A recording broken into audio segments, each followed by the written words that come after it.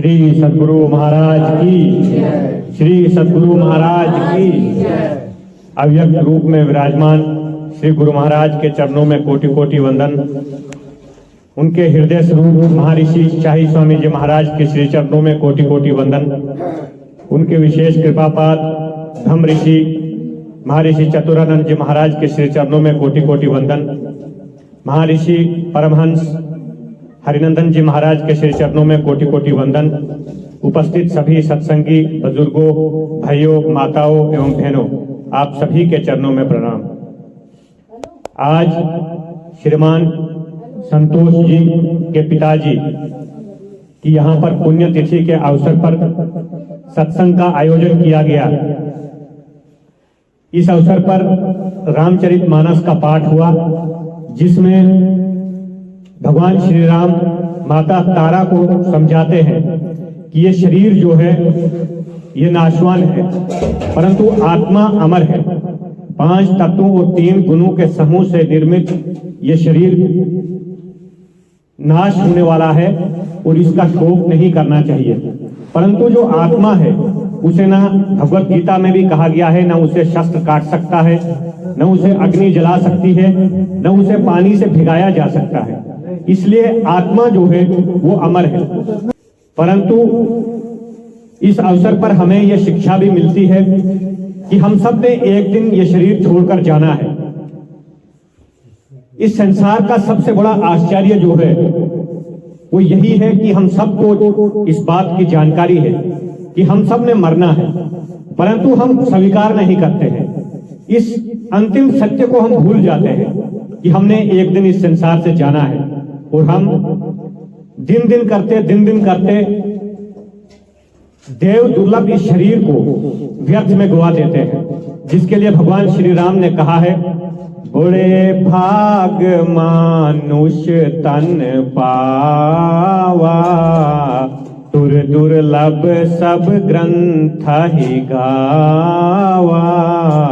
ये शरीर बड़े भाग्य से मिलता है, और ये शरीर देवताओं को भी दुर्लभ है। सुर दुर्लभ, सुर होता है देवता, देवताओं को भी ये शरीर दुर्लभ है।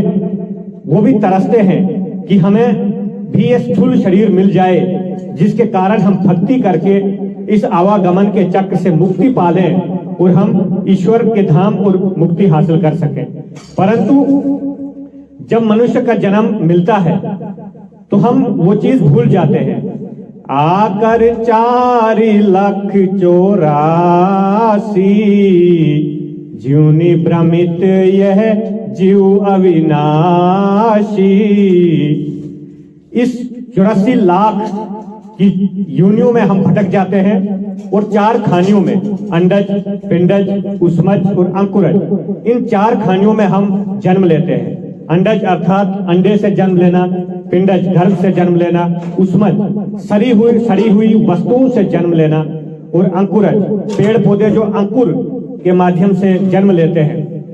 ऐसे 4 खानियों में हम भटकते हैं, और जो 84 लाख शरीर हैं, इन 84 लाख शरीरों में हम कितने वर्षों, कितने युगों तक भटकते रहते हैं। परंतु जब मनुष्य जन्म मिलता है तब हमें एक अवसर होता है, ईश्वर की कृपा होती है, और ईश्वर की कृपा से हमें ये देव दुर्लभ शरीर मिलता है कि हम इन 4 खानियों के शरीरों से मुक्त होकर हम मुक्ति प्राप्त कर लें।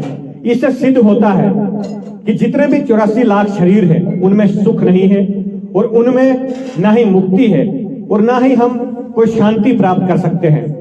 इससे सिद्ध होता है कि हमें शरीरों से ऊपर उठना है, यानी व्यक्त से अव्यक्त में जाना है।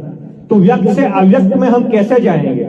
जब हम 5 तत्वों और 3 गुणों के इस समूह के शरीर से हम छुटकारा पाएंगे, और ध्यान के माध्यम से, आंतरिक साधना के माध्यम से हम इन शरीरों से मुक्ति प्राप्त करके अव्यक्त में चला जाएंगे। क्योंकि परमात्मा अव्यक्त है, हमारी आत्मा भी अव्यक्त है।